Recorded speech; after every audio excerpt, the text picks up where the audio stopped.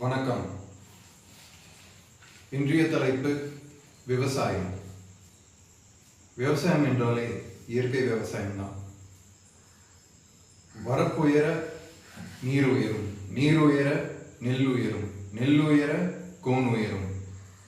இன்னொரு பழமொழி என்ன சொல்லுவாங்கன்னா, அடி மண்ணுக்கு நடு மாட்டுக்கு நுனி நமக்கு. இதோட அர்த்தங்கள் என்ன அப்படின்றத நான் இப்போ சொல்கிறேன். வரப்பு நம்ம வயலில் எவ்வளோ உயரமாக கட்டுறோமோ அதளவு நம்ம அதிகமான நீரை அந்த வயலில் நம்ம சேமித்து வைக்கலாம். இப்படி சேமிக்கும் போது அந்த பயிரின் அளவும் பெரிதாகுது. பெரிதாகும் போது நம்மளுக்கு நல்ல விளைச்சல் கிடைக்கும். அதே மாதிரி பெரிய பயிர்கள் அதுக்கப்புறம் வைக்கோல மாதிரி நம்ம மாடுகளுக்கு உணவாக அளிக்கப்படலாம். இந்த வரப்பு உயரமாக கட்டும்போது அதிகமான நீர் சேமித்து வச்சு போது இன்னொரு விஷயம் என்ன நடக்குது அப்படின்னா, இதே மாதிரி நிறையா பேர் எல்லா இடங்களிலும் செய்யும்போது இந்த பூமி ஒரு குளிர் தன்மையை அடையுது. அதாவது வெயில் சூரியன் டைரெக்டாக இந்த மண்ணில் படாமல் இந்த நம்ம ஊற்றி வச்சிருக்க தண்ணி, இந்த வரப்பில் நம்ம பாய்ச்சிருக்க தண்ணி இந்த பூமியை குளிராக வைக்குது. அதுக்கப்புறம் எவாபரேஷன் நடக்குது. இதனால நம்மளோட கிளைமேட் ஒரு குளிர்ச்சியான நிலைக்கு மாறும். இந்த பூமி நல்லா குளிரும். இதனால இயற்கைக்கு ரொம்ப நல்லது. இயற்கையை எப்படி குளிராக வைக்கிறது, மழையை எப்படி அதிகமாக பொழிய வைக்கிறதுன்றதுக்கு இந்த ஒரு மெத்தடை தமிழர்கள் ஆதி காலத்துலேருந்து பயன்படுத்தி வந்திருக்காங்க. இன்னொன்று நான் சொன்னது என்னன்னா, அடி மண்ணுக்கு, அதாவது நம்ம ஒரு பயிரை இந்த அடியை நம்ம மண்ணுக்கு விட்டுறணும். நடுவில் இருக்கிறத நம்மளோட மாட்டுக்கு, அதாவது நம்மளோட தோழன், இந்த விவசாயத்துக்காண்டி இந்த மண்ணுக்கு பாடுபடுகிற ஒரு விலங்கு, அது நம்மளோட நண்பன். அதுக்கு நம்ம கொடுக்க வேண்டியது இந்த நடுப்பகுதி. மேலே இருக்க நெல் அது நமக்கு. மறுபடியும் அந்த நெல்லுக்கு மேலே இருக்கிறது தவிடா மாதிரி மறுபடியும் அது மாட்டுக்கு கொடுக்கப்படலாம். இந்த விவசாயம் என்ற தலைப்புல நான் முக்கியமா சொல்ல வந்தது என்னன்னா, ஒரு ஜாப்பனீஸ் விஞ்ஞானியோட பேரு, அவர் பேரு மசாகோபு ஃபுகுவோகா. இவர் எந்த மாதிரி விவசாயத்தை சொல்லி கொடுத்துருக்காரு அப்படின்னா, டூ நத்திங் ஃபார்மிங். அதாவது காட்டுலலாம் எப்படி செடிகள் தானா முளைக்குது, அங்கே யாரும் போய் விதை நெல் போடல, விவசாயத்துக்காண்டி யாரும் முயற்சி செய்யலை, ஆனால் இயற்கையே அதை எப்படி நடத்துறதுன்ற மாதிரி தான் இதோட ஒரு கான்செப்ட்.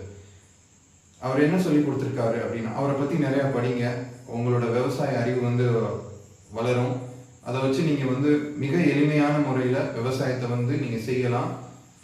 இன்னைக்கு நிறையா பேர் என்ன யோசிச்சுட்டு இருக்காங்கன்னா, விவசாயம்னா, அதுவும் இயற்கை விவசாயம்னா நம்ம நிறையா உரங்களை தயாரிக்கணும், நம்மளுக்கு நிறைய செலவாகும், அது கட்டாது, அதனால அதை பண்ண முடியாது அப்படின்றதுனால பெஸ்டிசைட்ஸ் இதெல்லாம் யூஸ் பண்ணுறாங்க. அதெல்லாம் தயவுசெய்து யூஸ் பண்ணாதீங்க. விவசாயம்னாலே இயற்கை விவசாயம், தமிழ்முறை விவசாயம். கலை இல்லா விவசாயம் அப்படின்றத நீங்கள் கேள்விப்பட்டிருந்தா மிக்க மகிழ்ச்சி. ஒரு வாட்டி நானும் அதை பற்றி சொல்கிறேன். கலை இல்லா விவசாயம் அப்படின்னா என்னன்னா, அதுக்கு ஒரு உதாரணம் சொல்கிறேன். இப்போ நம்ம ஒரு 6 மாதத்தோட பயிர், அதாவது நெல் பயிரை நம்ம விதைக்கிறோம். விதைக்கும் போது நம்ம இந்த முறை விவசாயத்தில் நம்ம களை எடுக்க வேணாம். இப்போ நீங்கள் நெல் விவசாயத்தில் மெயினாக அதிகமாக செலவு ஆகக்கூடிய விஷயமே களை பறிக்கிறதுக்கு ஆட்களை கூப்பிடணும், அப்புறம் இல்லை அந்த மிஷின்ஸை யூஸ் பண்ணணும். இதை தவிர்த்து நீங்கள் என்ன செய்யலாம் அப்படின்னா, 6 மாதம் பயிரை நீங்கள் விதைக்கும் போது கடைசி ஒரு 15 நாளைக்கு முன்னால் நீங்கள் அதுக்கு நடுவில் இப்போ பார்லியும் நீங்கள் விவசாயம் பண்ணுறீங்க அப்படின்னா அந்த விதைகளை தூவிடணும். தூவிட்டு மறுபடியும் பார்லி வளர்ந்து வந்தோடனே அது முடிய போகிற நேரத்தில் சில நாட்கள் முன்னால் மறுபடியும் நீங்கள் நெல் விதையை தூவணும். இந்த முறையில் பார்த்தீங்கன்னா நீங்கள் இந்த களை வளரக்கூடிய இடங்கள்ல மிக சொற்பமான கலையே வளரும். அதுக்கப்புறம் என்ன ஆகும்னா, இந்த நீங்கள் தூவின பார்லியும் இந்த நெல் விதைகளும் வளர்ந்து அந்த களைகளை தவிர்த்துட்டு நீங்கள் வந்து வெறும் அறுவடை மட்டும் செய்யலாம். அப்புறம் விதைச்சா மட்டும் நீங்கள் போதும். அதுக்கப்புறம் நீங்கள் வேறு டெக்னிக்ஸும் இருக்குது, அதை பற்றி நீங்கள் வந்து தெரிஞ்சுக்கலாம். அடுத்து நுண்ணுயிர்களுக்கான முக்கியத்துவம் நம் வயலில் என்னவென்றால், இப்போ சூரிய ஒளி வந்து அந்த பயிர் மேலே படும்போது அதில் இருக்க ஒரு ஃபோட்டோசிந்தசிஸ் அப்படின்ற ஒரு சப்ஸ்டன்ஸ் என்ன பண்ணுது அப்படின்னா, அதுதான் வந்து சூரிய ஒளியின் சக்தியை வந்து எடுத்து செடிகளுக்கு உணவு தயாரிக்கிறதுக்கு உதவுது. அதுக்கப்புறம் அது செழிப்பமாக வாழ்றதுக்கு உதவுது. அதே மாதிரி நுண்ணுயிர்கள் வந்து மண்ணில் இந்த வேலையை வந்து செய்யும்.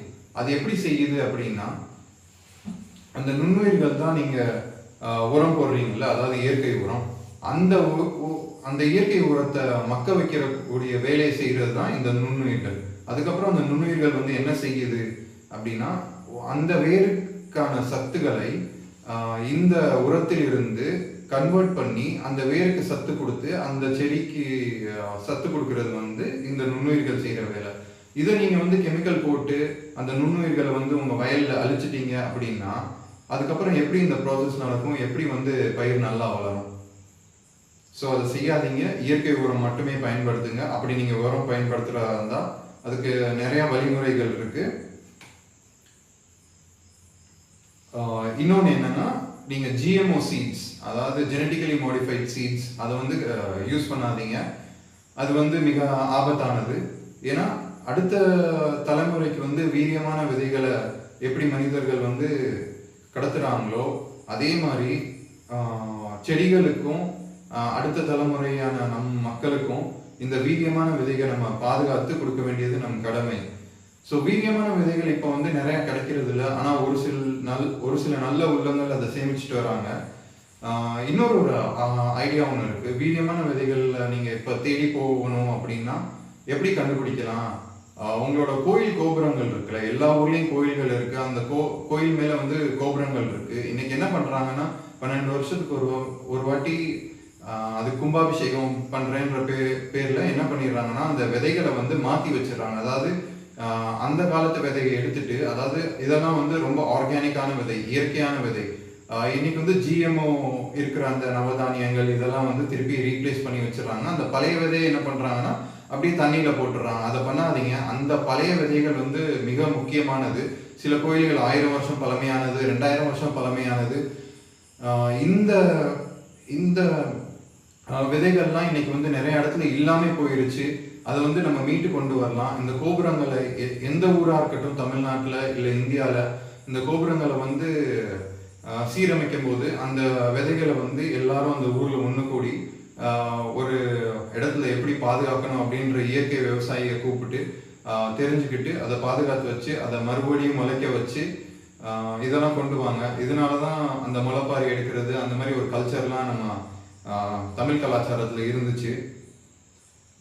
இன்னொன்று, வீரியமான விதைகளை வந்து எப்படி கண்டுபிடிக்கிறது அப்படின்ட்டு ஒரு டெக்னிக் இருக்குது.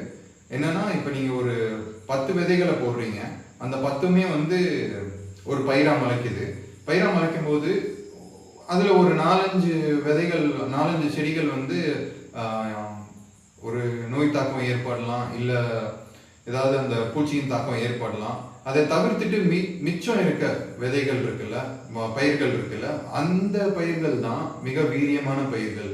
அதை வந்து எந்த பூச்சியும் தாக்க முடியலை, எந்த ஒரு நோயும் அதுக்கு அண்ட முடியலை அப்படின்னா அந்த விதைகளை எடுத்து நீங்கள் மறுபடியும் அதுலேருந்து விதை எடுத்து மறுபடியும் பெரிய ஏரியாவில் முளைக்க வச்சிங்கன்னா இந்த விதைகளை வந்து நீங்கள் வீரியமான விதையை எடுத்துக்கொள்ளலாம்.